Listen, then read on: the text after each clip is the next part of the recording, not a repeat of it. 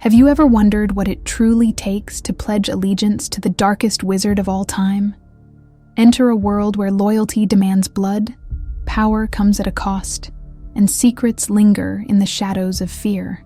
In today's video, we'll unveil the twisted rituals, chilling truths, and haunting legacies of Voldemort's infamous Death Eaters. Prepare yourself, for what you discover may challenge everything you thought you knew about the Dark Mark and those who wear it. Stay with us as we delve into the shadows, and if you're ready to uncover more secrets of the wizarding world, cast your spell and hit that subscribe button. The story of the Death Eaters begins with Tom Riddle, the boy who would become Lord Voldemort. As a student at Hogwarts, he was more than just talented. He was magnetic. Professors praised him. Students admired him. But behind the charming smile was a young wizard already consumed by his obsession with power and immortality. Officially, Voldemort's earliest recruits came from his time in Slytherin House, where he identified classmates who shared his disdain for Muggle-borns and his hunger for control. But here's the twist. Voldemort didn't just promise power. He preyed on fear. Pure-blood families were terrified of losing their status in a rapidly modernizing magical society, and Voldemort offered them a way to reclaim what they saw as their birthright. Officially, his ideology centered on pure-blood supremacy, an idea steeped in wizarding tradition but warped into something far more sinister. The irony? Voldemort himself was a half-blood, a fact he hid even from his most loyal followers. This deception wasn't just clever, it was genius. Voldemort manipulated his followers into believing they were fighting for purity and tradition, while he pursued his own selfish goals. It's no wonder that many of his followers were drawn from ancient wizarding families, like the Blacks and the Malfoys, who saw Voldemort as both a savior and a weapon against the changing world. And then there's the Dark Mark, a symbol that every Death Eater bore on their forearm. Officially, it served as a magical means for Voldemort to summon his followers, but it was much more than that. It was a brand of loyalty, a permanent mark, of submission to the Dark Lord's will. Imagine the fear that must have gripped the wizarding world every time that eerie skull with a snake appeared in the sky, a sinister promise that death was near. But why did individuals join such a dangerous cause? While some were ideologically aligned, others might have felt trapped. Take Regulus Black, for example. He joined as a young man, likely due to his family's expectations, only to realize, too late, the horror of what he'd pledged himself to. The theory goes that many Death Eaters were victims of manipulation, coerced through fear, family pressure, or promises of safety in Voldemort's New World Order. The origins of the Death Eaters are as dark and complex as the magic they practiced. They weren't just a group of dark wizards. They were the product of Voldemort's ability to exploit fear, ambition, and loyalty for his own gain. But this is only the beginning. The path to becoming a Death Eater wasn't just about believing in Voldemort's ideals. It required proving your worth in ways most wizards couldn't stomach. Ready to learn what came next? Let's keep going. Joining the Death Eaters wasn't as simple as swearing loyalty to Voldemort. It required more than ambition or a knack for the dark arts. You had to prove you were worthy. Let's uncover the terrifying steps that separated the devoted from the doomed and made Voldemort's followers the most feared wizards of all time. First, Voldemort didn't recruit just anyone. Officially, his inner circle was composed of purebloods, or those with exceptional magical talent, but even this had its exceptions. Severus Snape, a half-blood, earned his place through his unparalleled mastery of potions and curses. Voldemort valued usefulness above all, which made his recruitment process a twisted blend of meritocracy and prejudice. Getting noticed wasn't enough. You had to prove your loyalty. This is where things took a darker turn. Officially, potential recruits were often tasked with cruel and unforgivable acts. Imagine being forced to cast the Cruciatus Curse on an innocent or to betray someone you love. These were no mere tests. They were deliberate steps to break moral boundaries, ensuring you'd have no way back. But here's where it gets even more chilling.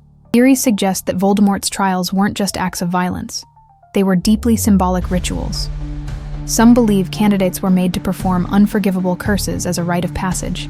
Others speculate about blood pacts or oaths sealed with magic, binding their lives to the Dark Lord.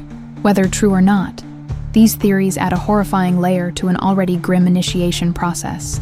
Once you passed these tests, you were marked, literally. The dark mark wasn't just a symbol of allegiance. It was a constant reminder of Voldemort's control over you. Imagine feeling the mark burn on your arm, summoning you to his side, no matter where you were or what you were doing. There was no escaping it, no turning back. For some, the cost of joining was too high. Regulus Black, the younger brother of Sirius, is a haunting example. Though he became a Death Eater, his eventual realization of Voldemort's true nature led him to sacrifice his life in an attempt to destroy the Dark Lord's Horcrux. His story shows that even among Voldemort's ranks, doubt and redemption weren't impossible, but they often came at a devastating price.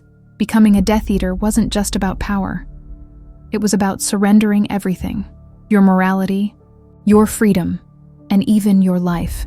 The recruitment process was designed to create unwavering loyalty through fear and control, binding followers to Voldemort in a way they couldn't escape. But once you were in, the real nightmare began. Ready to explore what that life was like? Let's dive even deeper into the darkness. Becoming a Death Eater was only the beginning. The true test began after you joined. Every Death Eater had a role, and none of them were easy. Officially, they were tasked with spreading terror, hunting enemies, and enforcing Voldemort's vision. Bellatrix Lestrange, for example, carried out high-profile acts of torture and assassination, while the Carrows indoctrinated students at Hogwarts during Voldemort's reign. Each mission was a reminder of who they served, and what would happen if they failed. Failure wasn't an option. Voldemort demanded perfection, and any mistake could be fatal. Officially, we see this in Lucius Malfoy's story. After his disastrous attempt to recover the prophecy, Voldemort publicly humiliated him and stripped him of power, forcing him to watch his family suffer. The Cruciatus Curse, imprisonment, or even death were common punishments for those who disappointed the Dark Lord. But the fear didn't end there. The dark mark wasn't just a symbol. It was a leash. Imagine the searing pain on your arm, calling you to Voldemort's side. Whether you were ready or not, you had to appear. And the mark wasn't just for summoning. It was a constant reminder that you belonged to him, body and soul. Some Death Eaters, like the Malfoys, tried to balance their dark allegiance with their public lives. Theory goes that they hosted extravagant parties and maintained powerful social connections to protect their family's reputation. But this double life came with a heavy price, constantly looking over their shoulders, torn between Voldemort's demands and their own survival. Many were crushed under the weight of their choices. The psychological toll was devastating. Living in constant fear, surrounded by violence and betrayal, turned many Death Eaters into shadows of who they once were. Severus Snape's cold demeanor can be seen as a reflection of this.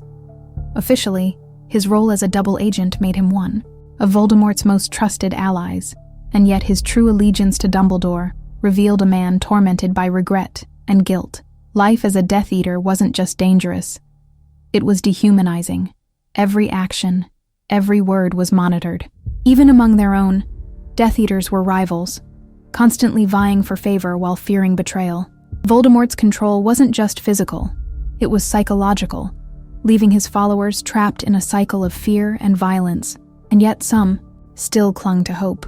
Regulus Black's attempt to destroy a Horcrux shows that even within the darkest ranks, there was room for redemption, but redemption came at a cost.